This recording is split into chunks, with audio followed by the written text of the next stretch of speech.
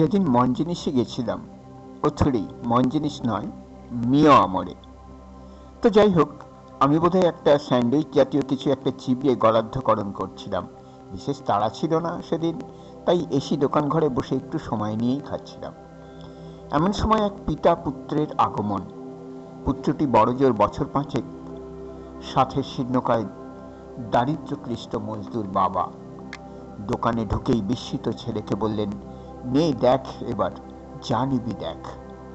দোকানের সার্ভিস বয়দের ও চাউনি খুব একটা আপ্যায়ন সুলভ নয়। কিঞ্চিৎ গম্ভীর মুখেই তাকিয়ে ওই অনাহূত আগন্তুকের দিকে। বেচারি বাবাটি এমনি ঘাবড়ে গেছে, তারপর চেষ্টাকৃত স্মার্টনেস দেখাতে গিয়ে আরো গোলমাল করে ফেলেছে। আর বাচ্চা ছেলেটির চোখে যেন গোটা গ্যালাক্সি। এত ঐশ্বর্য যে বিশ্বব্রহ্মাণ্ডে থাকতে পারে, সেটাই বোধহয় তার হিসেবের বাইরে। এরপর শুরু হলো বাড়িতে কেক বাছাই করা। খুব সম্ভবত ছোট্ট ছেলের জন্মদিন বড়লোকদের মতো পালন করার ইচ্ছাতেই এই মিও আমার আগমন। ছেলেটির তো সবকটি কেকই পছন্দ। অনেক ঝাড়াই বাছাই করে একটা বাছাইও হলো, কিন্তু মুশকিল হলো অন্য জায়গায়। লোকটির হাতের মুঠোর মধ্যে দলা পাকানো ঠিক একটি 100 টাকার নোট, একটি, আর কিচ্ছু নেই। হয়তো তার ধারণা ছিল 100 টাকা একটা গোটা কেনার পক্ষে যথেষ্ট। হয়তো ওটা তার গোটা একদিনের রোজগার। কিন্তু হত্যমেই পছন্দের কেক তো নয়, বরং হিসেব করে দেখা গেল সবচেয়ে কম দামে ভ্যানিলা কেকটারও দাম 160 টাকা। এর কমে কোনো বার্থডে কেক হয় না। অসহায় বাবাটি অবান্তর কিছু তর্ক করল সার্ভিস বয়দের ছেলেগুলির সাথে। ছেলেগুলি উদাসীন ভঙ্গিতে পাত্তাই দিল না। আমি অনেকক্ষণ ধরে লক্ষ্য করছিলাম এই নরনারায়ণ দুটিকে। ছেলের চোখ ছলছলে, অপ্রস্তুত বাবার ছটপটানি, সব মিলে বড় অসহায় এক পরিস্থিতি। পায়ে পায়ে এগোলাম আমি। সসংকোচে বললাম, কিছু মনে করবেন না, এই কেকটা আমায় কিনে দিতে দেবেন ওকে? না, লাগবে না। দিন না কিনে দিতে, না হয় ছেলেটার মুখ চেয়েই কিনে দিতে দিন।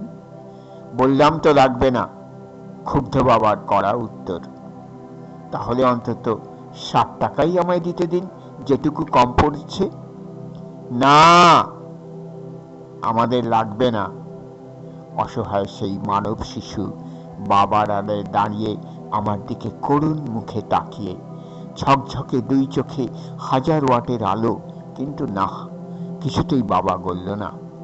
কেক কেনাও আর হলো না। এমন অভিজ্ঞতা অবশ্য আমার আগেও হয়েছে।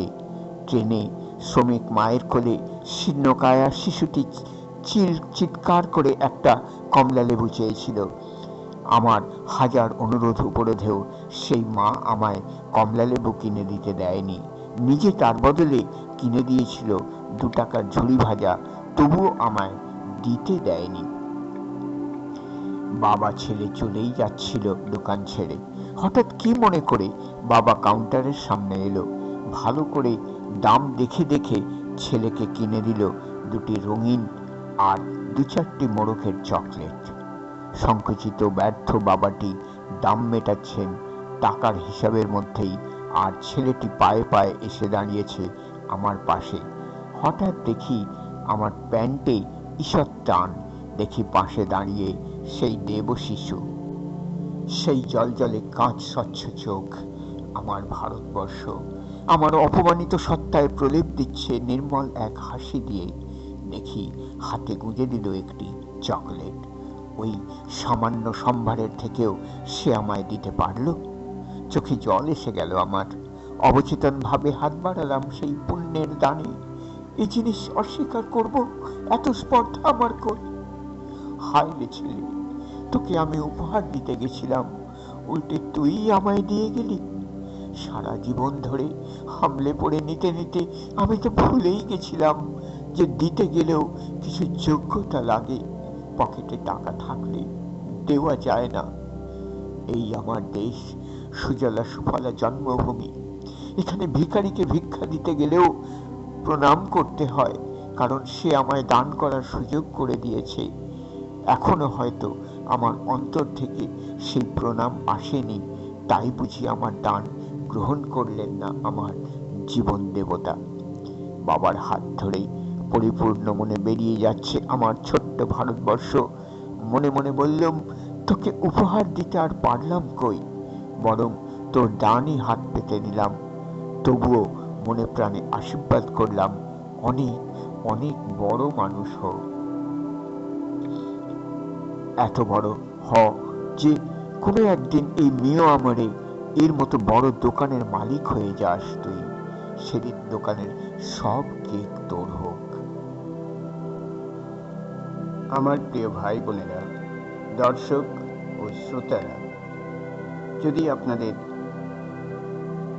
এই ভিডিওটি অনুগ্রাহী হয় তাহলে অনুরোধ করি আপনারা এই ইউটিউব চ্যানেলটিকে সাবস্ক্রাইব করবেন, লাইক শেয়ার কমেন্টে ভরিয়ে দেবেন এবং বিশেষ করে কমেন্ট করুন আপনাদের যদি কিছু বিশেষ প্রয়োজন থাকে, সেটিকে আমি আবৃত্তি করে দেব। আপনাদের সকলকে নমস্কার, সকলকে ধন্যবাদ। ভালো থাকুন, সুস্থ থাকুন, ঈশ্বরের আশীর্বাদ প্রাপ্ত হন।